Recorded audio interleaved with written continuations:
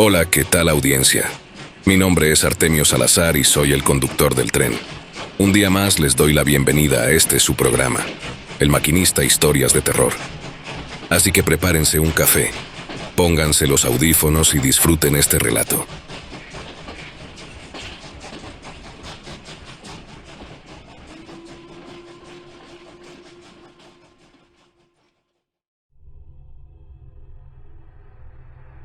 Después de aquella noche en la que me dejaron a descansar en una tienda de campaña, cosa que fue lo último que hice, los médicos me dieron el alta con una lista de recomendaciones que sonaban igual a las advertencias de siempre.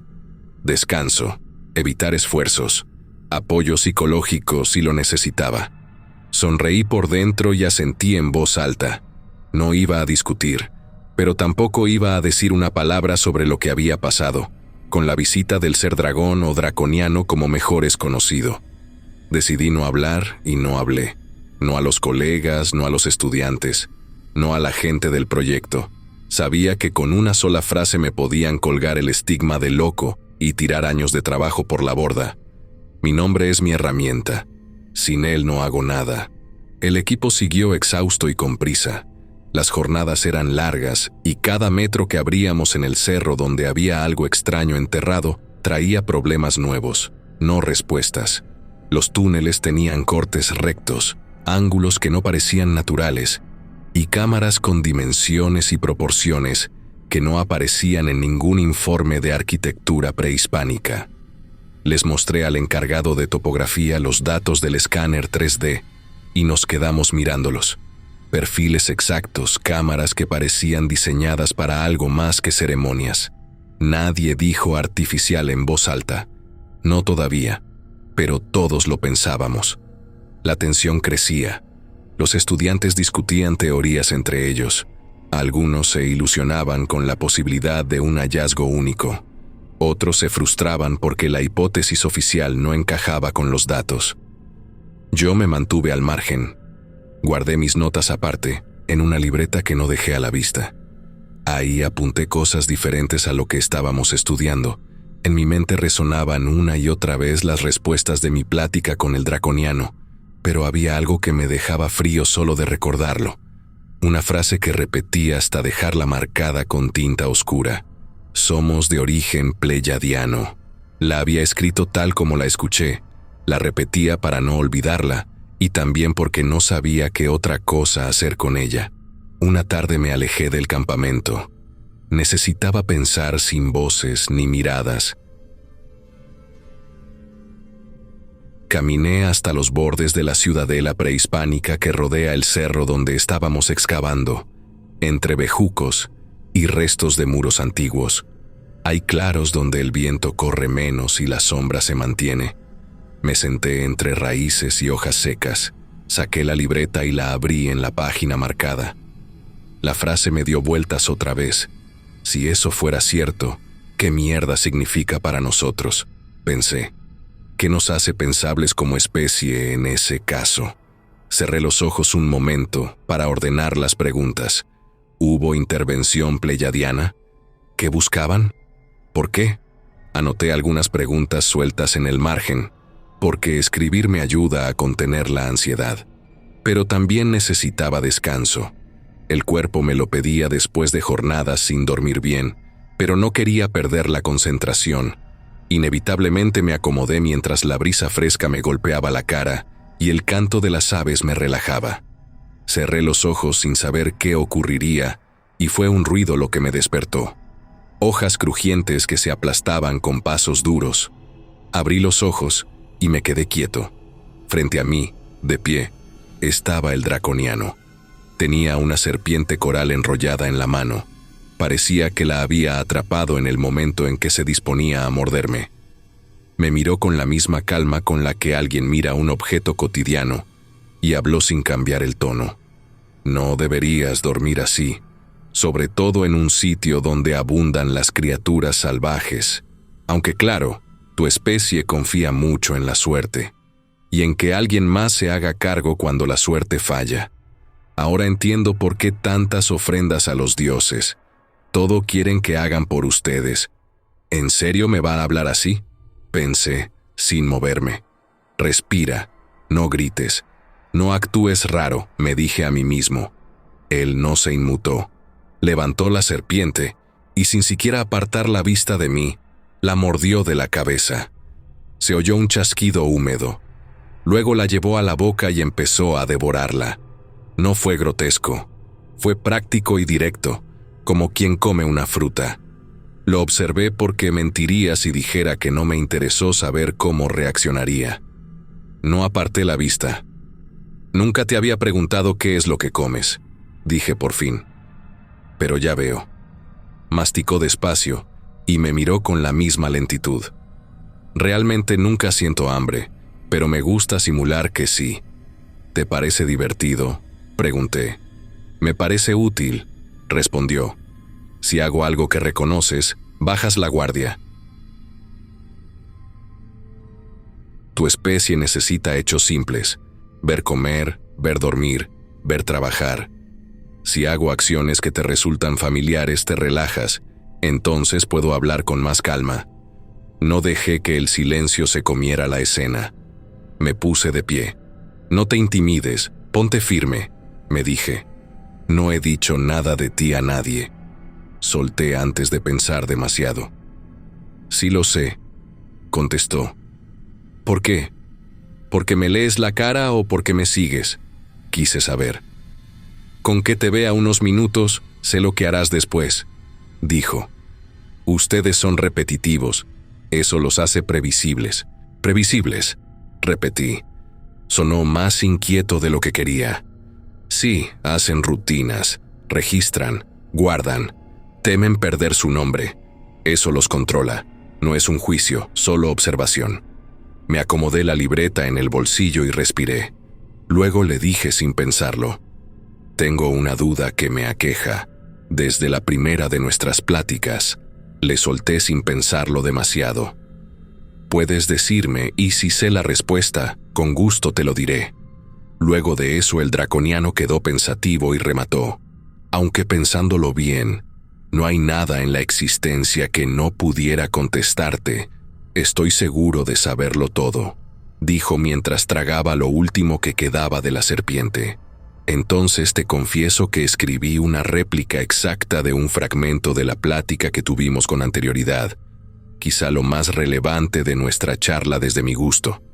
Pero ese intercambio de palabras no me ha soltado. Tiene secuestrada mi mente y le he dado tantas vueltas. Pero bueno, te lo leeré, fue así. Entonces, ¿quién nos creó?, te pregunté. Fueron los liranos, también llamados pleiadianos. Me respondiste. ¿Son reales?, pregunté, más por instinto que por duda. Tan reales como yo, respondiste. Los liranos fueron los primeros en modelar la conciencia en tu especie. Les otorgaron el impulso evolutivo inicial, pero cometieron un error. ¿Qué error? Intentaron crear a los primeros nacidos a raíz de una extraña mezcla que involucraba a algunos de ellos, con los simios. ¿Cómo mezclarse? Zoofilia, como ustedes lo conocen. ¿Y funcionó? Sí, pero sus crías eran deformes, simiescos, híbridos primates con conciencia incipiente.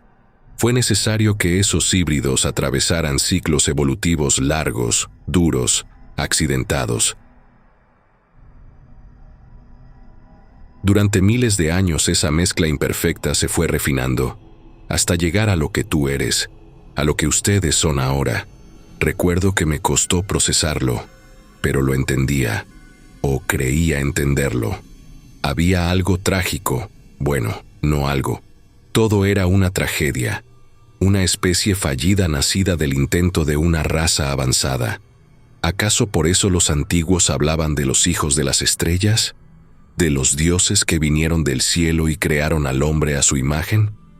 Entonces, ¿descendemos de ellos?, te pregunté, sin saber si la idea me parecía hermosa o humillante. Contestaste con seguridad. En parte, pero también de los errores, de los fracasos. La humanidad actual no es una especie natural, sino una consecuencia. Un producto no intencionado que, sin embargo, Ha alcanzado cierta estabilidad. ¿Y ustedes?, pregunté. ¿Por qué están involucrados? Sus ojos brillaron de nuevo, pero ahora no era diversión lo que sentía en su aura. Era desprecio, antiguo, profundo. Porque los liranos son nuestros enemigos, porque su arrogancia los llevó a creer que podían poblar los mundos sin consecuencias, porque nos enfrentamos a ellos durante siglos. ¿Aún existen? Sí. Aunque ustedes tienen algo que no le he conocido a ninguna otra especie, son curiosos, inestables, cortos de vida, pero tienen algo que ni los liranos ni nosotros logramos comprender del todo, una obsesión por trascender. Aquí finaliza mi escrito. Me miró con detenimiento, como si evaluara por dónde empezar, luego dijo, ¿y cuál es la duda? Yo respiré hondo y sostuve la mirada del draconiano. No quería rodeos esta vez. Quiero que me lo cuentes todo, le dije. Sin tapujos, sin medias tintas. Voy a preguntarte de nuevo y ahora quiero una respuesta con detalles. ¿Qué tienen que ver los pleiadianos con nosotros? El draconiano no parpadeó, y cuando habló, lo hizo con una calma que me incomodó. Ya lo has dicho todo, pero te lo diré otra vez. Digamos que son sus padres, respondió. Por eso son débiles. Sentí un nudo en el estómago. ¿Padres? ¿Débiles? No sabía qué me molestaba más, si el tono o la idea. Mantuve la voz firme. Explícate. Las intenciones de los pleiadianos eran simples, continuó. Crear una raza suprema. Ese era su objetivo, pero como te dije antes, fue un experimento fallido. Su plan original no tenía nada de noble. No buscaban elevarlos, no buscaban guiarlos. Querían usarlos, por eso fue su intervención. Abrí la libreta. Esta vez no me detuvo. ¿Usarnos? ¿Por qué intervinieron?, pregunté. Él inclinó apenas la cabeza, como si reconociera que esa era la pregunta correcta. Intervinieron porque estaban perdiendo, dijo. Los pleiadianos fueron los primeros en ir más allá de observar. Decidieron experimentar ellos mismos con los simios. Querían hacer un ejército a su imagen, obediente, rápido, reemplazable y leal hasta la muerte. Un ejército que pudieran mandar a la guerra contra nosotros sin exponer a los suyos. Me quedé quieto. Un ejército. Nosotros, soldados fallidos. ¿Qué buscaban? No entiendo del todo, insistí. Poder, respondió sin dudar. A grandes rasgos, poder. En las guerras ancestrales contra nosotros, siempre han tenido más derrotas que victorias. Los pleiadianos son arrogantes, pero sus pérdidas les dolieron. Durante eras se enfrentaron a nuestras razas menores, reptilianos y grises a quienes mandábamos a representarnos. Ellos solo veían números. Si podían crear millones de soldados biológicos, tal vez inclinarían la balanza a su favor. ¿Entonces nosotros nacimos para pelear en su guerra?, pregunté. Exacto. Ustedes surgieron como ese intento. Una raza guerrera que pudiera enfrentar a nuestras razas menores mientras los pleiadianos se concentraban en pelear directamente con nosotros los draconianos. Ese era el plan. Pero fallaron y lo abandonaron. Apreté los labios. ¿Por qué fallaron?, pregunté. El draconiano cruzó los brazos, como si se preparara para una lección larga. Fallaron porque ustedes, como especie, terminaron siendo más débiles que los grises. Los grises son la raza más simple de las nuestras, y, aún así, ustedes quedaron por debajo en resistencia, fuerza, rendimiento, longevidad y control emocional. Además, heredaron los peores rasgos de los simios. Su sistema inmune, rápido enferman, rápido se quiebra, además que realmente vive en un parpadeo comparado a otras razas. Y de los pleiadianos solo obtuvieron fragmentos genéticos superficiales, más que nada físicos, inteligencia y algo de conciencia. Un mal equilibrio. Un producto defectuoso, pensé. Eso es lo que está diciendo. Sentí rabia, pero tragué saliva. Entonces, me atreví. ¿Por eso nos abandonaron? Sí, respondió. Abandonaron el experimento porque no era lo que esperaban. Para ellos, ustedes eran más una carga que un potencial aliado. No servirían como soldados, no aguantaban la guerra, se lastimaban entre ustedes, se reproducían sin control, se dividían, se traicionaban, no valían la inversión, y los dejaron aquí, como quien deja chatarra en un cuarto vacío. Bajé la mirada un segundo. Un error biológico, eso somos para ellos. Dime algo, continué. Si los pleiadianos son nuestros padres, ¿ustedes qué son entonces? Nuestra relación con ustedes es simple, respondió. Observadores, vigilantes, ni dioses, ni guías, ni verdugos. Si los pleiadianos jugaron con fuego, nosotros aseguramos que ese incendio no destruya algo más grande. ¿Y por qué les importa? Porque las guerras entre razas tienen consecuencias que tú no comprenderías. Si los pleiadianos usaran a la humanidad como arma otra vez, podrían generar un conflicto mayor. Y no vamos a permitirlo. La vigilancia es lógica, nada más. Su explicación era fría, pero clara. Entonces, ¿qué somos ahora?, pregunté. Son la consecuencia de un error, pero también son otra cosa ahora. Impredecibles. Y esa impredecibilidad es la única razón por la que su especie sigue existiendo. No porque sean fuertes, sino porque son caóticos. Y el caos, aunque inútil para la guerra, es difícil de controlar. Impredecibles, pensé.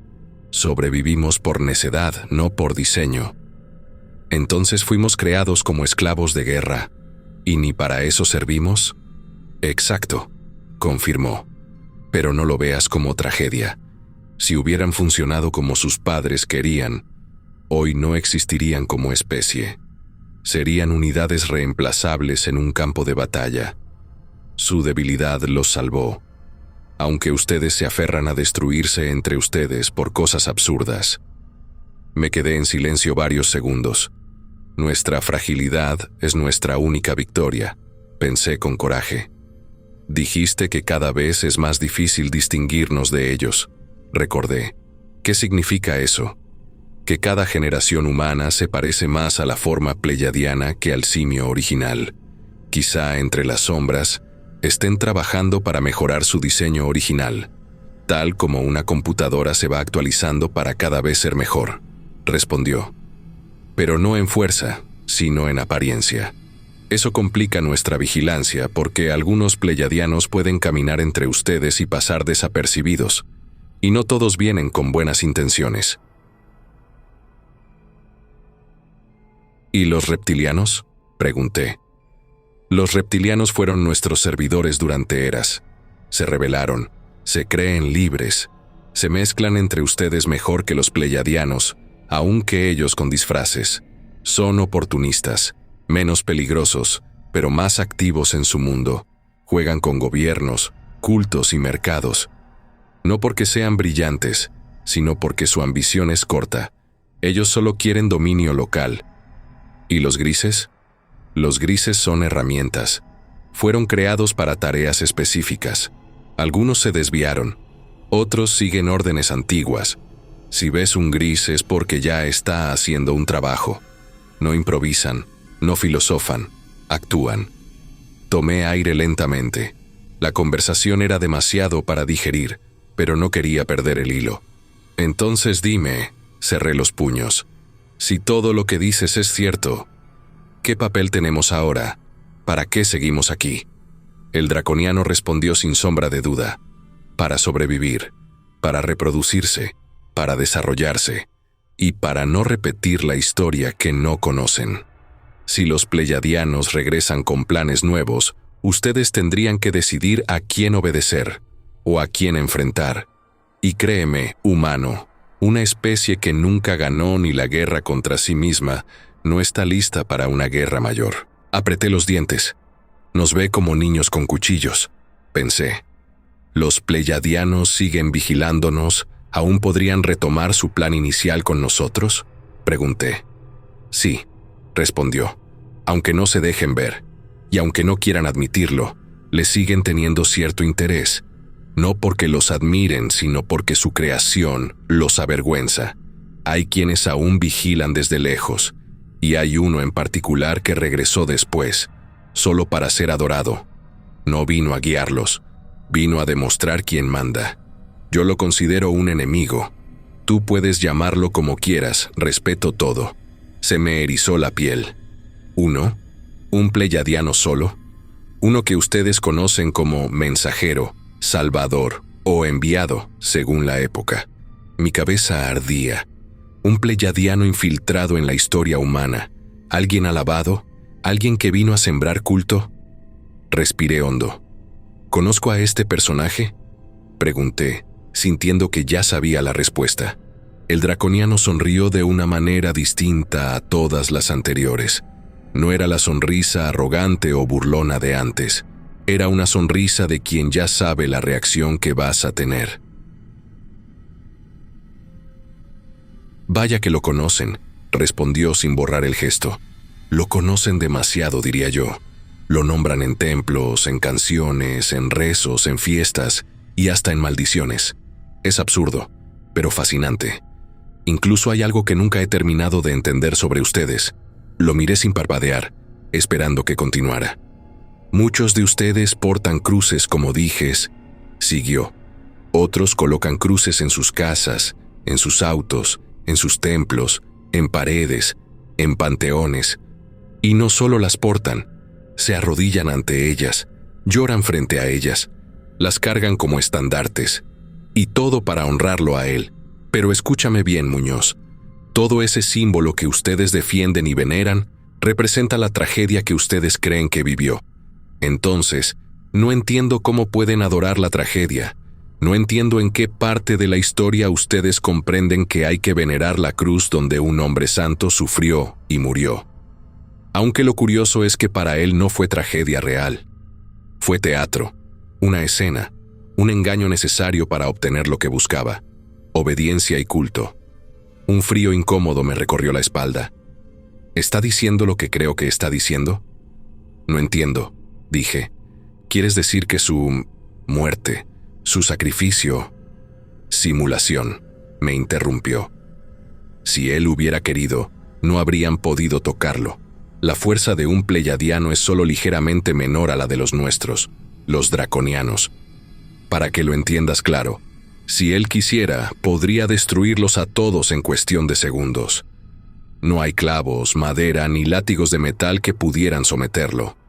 No fue víctima, fue autor, fue guionista. Y ustedes, hasta hoy, siguen actuando en la obra que él escribió, aunque tuvo sus razones. Realmente él es uno de sus padres, un padre venido de las estrellas y que buscaba que lo reconocieran como tal. ¿Estás diciendo que...? Intenté hablar, pero no supe cómo ordenar la frase. Estoy diciendo que él se dejó capturar, se dejó juzgar, se dejó exhibir y se dejó matar porque necesitaba trascender, continuó el draconiano. Ese acto es lo que les dio el símbolo que adoran. Y él sabía que mientras más dramático fuera, más lo recordarían. Y funcionó. 2000 años después, siguen hablando de él todos los días, en todos los continentes. Lo llaman Salvador, lo llaman Maestro, lo llaman Rey. Y él, desde donde observa, se alimenta del resultado más valioso que puede surgir de una especie emocional: la devoción. Yo apreté la mandíbula. ¿Entonces lo que veneramos no es lo que creemos? Eso lo decides tú, respondió él encogiéndose de hombros. Yo solo te digo la verdad que él jamás contaría. Tú me preguntaste si lo conocías. No solo lo conoces, tu mundo entero gira alrededor de su nombre. Sus seguidores han matado en su nombre, han levantado imperios en su nombre, han esclavizado y liberado en su nombre, aunque dudo que ese haya sido su objetivo real. Y todo comenzó con la escena que ustedes representan con cruces, sangre y dolor. Lo inmortalizaron con su tragedia. Ese fue su triunfo, su estrategia. Hizo una pausa y añadió: es irónico. El símbolo de su mayor mentira es el mismo objeto que ustedes cuelgan en el pecho. Y lo peor es que él no tuvo que obligarlos. Ustedes solo se encargaron de difundir su historia por todo el mundo. Lo odié un poco en ese momento. Odié su voz calma, su certeza, y odié que todo encajara tan bien en mi mente. Pero lo que más odié, y me costó admitirlo incluso en mi pensamiento, fue que sonaba posible, demasiado posible. Estaba a punto de lanzar otra pregunta cuando una voz me detuvo. Muñoz, tienes que ver esto, ahora. En un abrir y cerrar de ojos el draconiano desapareció, y mi colega regresó corriendo por donde vino. Corrí detrás de él, mientras todavía tenía la conversación con el draconiano dándome vueltas en la cabeza. En cuanto al ser, no escuché aleteo, ni pasos, ni movimiento. Simplemente ya no estaba. No tuve tiempo de procesarlo. Mi compañero estaba asustado, sudado y con la voz temblorosa. No hicimos preguntas en el camino. Atravesamos los pasillos improvisados del campamento hasta llegar a donde el equipo había logrado abrir una nueva entrada en el cerro. Habían retirado una última capa de tierra y ahora había un hueco que dejaba ver un espacio interno completamente oscuro. El encargado me dijo que algo no cuadraba y que querían que yo lo viera primero. Tomé una linterna y entré agachado. La temperatura bajó de inmediato. A los pocos pasos, el pasaje se abrió en un espacio amplio. Lo primero que me llamó la atención fueron las líneas rectas. No había erosión, ni humedad, ni marcas propias de una construcción antigua deteriorada. Las paredes estaban limpias, lisas, con ángulos exactos. Nada de símbolos, nada de pintura, nada de hollín. No se parecía a ningún templo, tumba o cámara ceremonial prehispánica que yo hubiera estudiado. Pedí más luz. Cuando el equipo entró detrás de mí, las linternas revelaron la sala completa. Era geométrica, impecable, como si hubiese sido construida con instrumentos modernos o incluso más avanzados. Las paredes no tenían juntas visibles y el piso era una sola pieza continua. El octágono que formaba el recinto no tenía fallas en sus ángulos. Ninguna cultura antigua que conocemos levantó algo así bajo tierra. Ninguna. Uno de los muchachos dijo lo que todos pensaban. «Esto no es humano, doctor». No respondí. No quería adelantar conclusiones frente a ellos, pero lo pensé de inmediato. Recordé cada palabra del draconiano, cada explicación, cada gesto. Sentí un vacío en el estómago. Caminamos hacia el fondo de la sala. Había un pasillo más alineado al centro, tan recto como si hubiera sido cortado con láser. «Sigan», ordené, pero sin tocar nada. El pasillo llevaba a una segunda cámara, más grande que la primera. Entramos con cuidado. Cuando alumbré el fondo, me detuve en seco. Escuché los pasos del equipo frenarse detrás de mí. Nadie habló durante varios segundos. Había figuras colosales. 6 estatuas enormes, alineadas en semicírculo, cada una de entre 7 y 8 metros de altura. Eran draconianos. No figuras simbólicas, no criaturas mitológicas, no esculturas estilizadas. Eran representaciones exactas del ser que había hablado conmigo.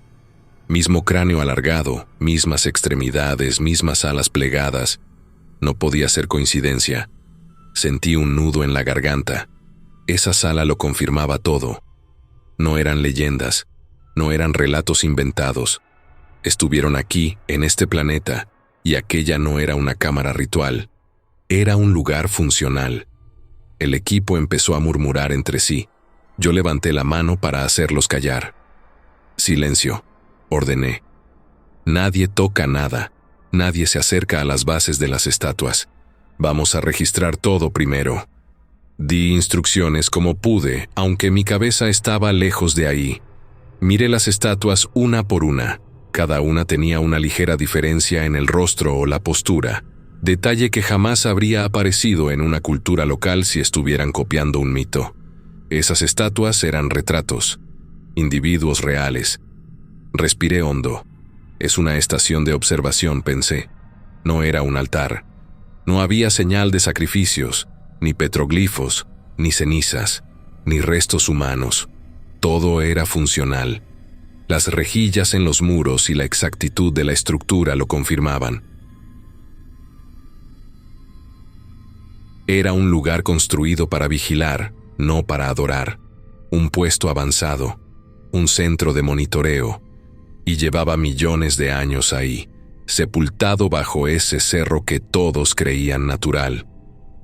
«Doctor», me llamó uno de los técnicos. «¿Qué ponemos en el informe?» Tardé en responder. Caminé hacia el centro de la sala, justo frente al semicírculo de estatuas, y las miré como si fueran un jurado. «Pongan que es una cámara subterránea con arquitectura no atribuible», respondí. «Nada más. Lo demás no se escribe». «No todavía». El muchacho tragó saliva y asintió. Sabía lo que iba a pasar después. Esa clase de hallazgos no se quedan en manos de investigadores comunes. En cuestión de horas el gobierno, el ejército y quién sabe quién más estaría aquí. Sellarían el acceso, clasificarían todo, y nosotros quedaríamos fuera. Lo había visto antes en menor escala. Esta vez sería peor. Millones de años de historia borrados otra vez por conveniencia política. Mi colega se acercó otra vez, aún nervioso. «Muñoz, ¿qué crees que es esto?». Me tomó un segundo contestar. «Una estación de observación», dije al fin. «Y lo que ves ahí son los que la construyeron». El silencio volvió, pesado. En ese momento entendí otra cosa. El draconiano nunca tuvo intención de desaparecer definitivamente. Me había dicho que faltaban respuestas. Si estaba en esas estatuas, si había dejado ese lugar enterrado, era porque quería que lo encontrara. Pero también sabía que vendrían a taparlo todo. Él quería que yo viera, que yo supiera. Pero todavía no me había dado la pieza final. Falta algo.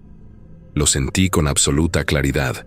Miré a mi equipo, que seguía tomando fotos, medidas y notas sin tener idea del tamaño real del secreto. Me aparté hacia la salida por un momento y me quedé solo en el pasillo. Cerré los ojos. El rostro del draconiano apareció en mi mente, no como recuerdo sino como advertencia. Él sabía lo que vendría, y yo también. Mi vida académica se acabó, pensé. Si hablo, me van a sepultar como loco. Si callo, me convierto en cómplice del encubrimiento. Y si sigo investigando, me voy a meter en un territorio donde ya no mando yo. Respiré hondo y abrí los ojos. Regresé con el equipo y ordené: saquen todo el registro posible antes de que lleguen los de arriba. Sin opiniones, sin teorías, solo datos. Y guarden copias de respaldo sin decírselo a nadie. Se quedaron viéndome un momento, pero obedecieron. Sabía que era cuestión de horas. Sabía que pronto perderíamos el control del sitio. Y sabía que el draconiano, en algún momento, iba a volver a buscarme. Porque si algo me había dejado claro, es que lo que me dijo no era la historia completa. Y lo peor, es que ahora yo necesitaba la otra parte.